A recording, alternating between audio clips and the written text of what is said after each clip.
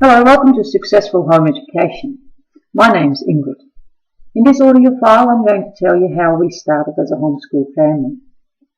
My husband's always been a little unorthodox and eccentric as far as this world is concerned, so when he suggested to homeschool our children, I wasn't too disturbed. It was early 1988, a couple of months before the birth of our third child, when we decided to look into this homeschool bit. I had actually met a couple of homeschool families some years earlier that did not realise what was meant when they told me their children were homeschooled. I do remember one family. They had three delightful young boys, all very keen to hear where I came from, what I was doing in Australia, and where I was heading next. Remember, I'm from the Netherlands. They were creative, artistic, polite, and full of life. The other family I had met was equally delightful.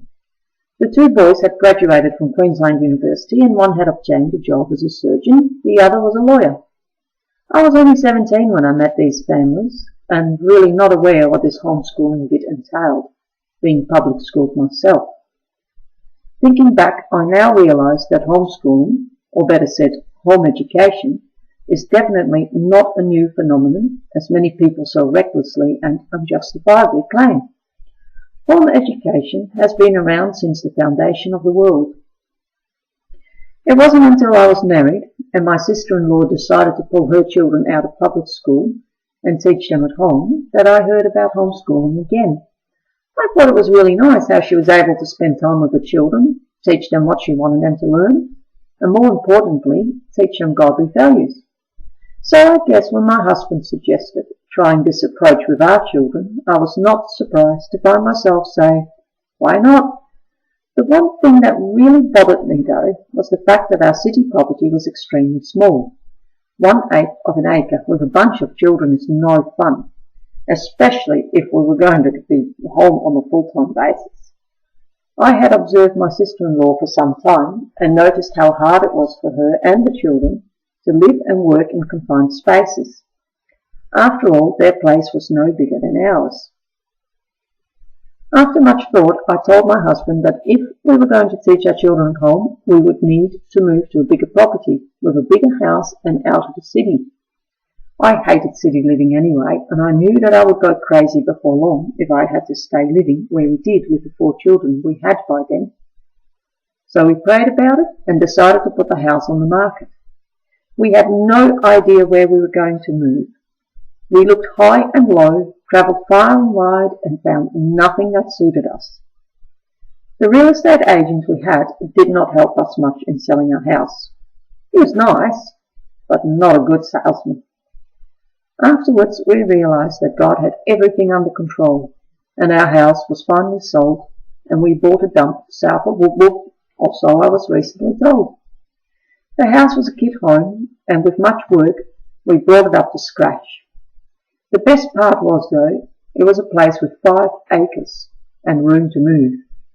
Everything worked out, and we're still, doing all the additions to the house and planting trees and growing veggies. And our last baby was actually born in our home. Before we moved, though, from the city, I had already started teaching our oldest child. He was, I guess, our first guinea pig. Have you ever tried to teach a 4-year-old how to hold a pencil properly? I tell you, it's a real battle when he decides to keep it doing this way. It took me nearly a year to convince him to hold a pen the correct way. It would be better than the way he wanted to hold it. First hurdle was conquered. Now the best part, teaching him how to read and write. We decided to choose a set curriculum that would help us teach our children. One particular system appeared to be rather good, and we had seen others use it. So after we moved from the city, we really got stuck into education. Our eldest boy appeared to do well on our chosen set curriculum. He learned to read and write, did his work, and looked bored. I just assumed that was what children are supposed to be, bored. After all, school is boring. I don't care what you think. I thought school was boring. And so of course my children would find it boring too. It's only natural. Our second and third child appeared to do well on the same system too. But by the time our 4th one started, well, she bucked up. She had heard it all before, seen all the pictures, and decided that she did not want to be bored with that stuff. However, I forced her to complete her work amidst tears and protests, and this went on for some months, and that's when the bubble bursts. I just had baby number 5, and we all had enough of everybody's grizzling, grumbling, moaning, complaining outbursts, including my own. Well, that was the day I picked up a huge stack of workbooks worth over $1,000 and chucked it across the room. I can chuck things pretty well when I'm angry, and it certainly was a colourful display when dozens and dozens of workbooks flew across the room. The children all cheered, a toddler cried, and it just felt like a huge burden had suddenly lifted off my shoulders. The set curriculum has flown out the door. What are we going to do now? Was on everybody's lips. Something else, that's for sure, I thought. You see, I had enough of that regimented copy-paste system. Way too long I had subjected my children to it. It was getting us all down in the dumps. Why did I subject our beautiful children to boring tasks they hated doing? Why did I subject our children to dull, mundane, uncreative, brain-numbing stuff set forth by a set curriculum? I guess because that's what the other homeschoolers did, maybe. I don't know. Well, I told you before, we were already classed as eccentric, so I decided we might as well live up to that standard. I gave the books on the floor one last kick, and then we went for a long walk. We looked at tadpoles in the creek, crossed the fence, got stuck on the barbed wire, ripped 2 pairs of good pants, and headed for the bush. We found the dead, rather smelly emu, spotted 2 live kangaroos happily jumping around, and a kookaburra that laughed his head off. I was appalled at that, as if I didn't have enough to contend with. While I sat on a stump thinking, the children decided to sit and think a bit too. You see, their stump was excellent from a child's point of view. It was burnt out, black as charcoal, delightfully dirty, sooty, and ideal for turning their little sister into some black-haired child rather than blondie curls. When we finally headed back home, I decided that enough was enough, and it was time to have some fun. Learning should be fun, I thought. Then I changed my thinking pattern and said, learning is fun. And from that day on, I have not looked back. Serious discussions between my husband and myself solved a lot of the frustration problems. We started picking up odds and ends from supermarkets for our children. Sometimes second-hand stores have wonderful teaching materials for sale for very little money. The library became more of a weekly event, and when it was advertised that the public libraries were donating their unwanted books to the great book sale, whew, we had it straight for it. We bought hundreds of books. Most of the books purchased were research books about fauna, flora, geography, science, history, medical, atlases, different countries, language, technology, society, and so forth. Some books are written especially for children, and others are for adults. It makes no difference. They are all educational, and we bought a good variety. We continue to purchase new books to add to our personal library on a regular basis too, though. So now when we go for a walk, we might take some photos of wildflowers, scenery, fungi, insects, and any other interesting things. The children write about where they walked, what they've seen, the weather, etc. They're having fun, and so am I. Walking is an excellent exercise. We not only walk, we scramble over logs, we climb over rocks, stumble over tree roots, trip over sticks, jump over creeks, fall into mud, and run like lightning from swarming insects. Generally, we have our quota of healthy exercise. Of course, I still teach every day reading, writing, and arithmetic. The children might read about elephants, for example. Then they write an essay about elephants, research where the elephants live, find the countries on an atlas or the world globe.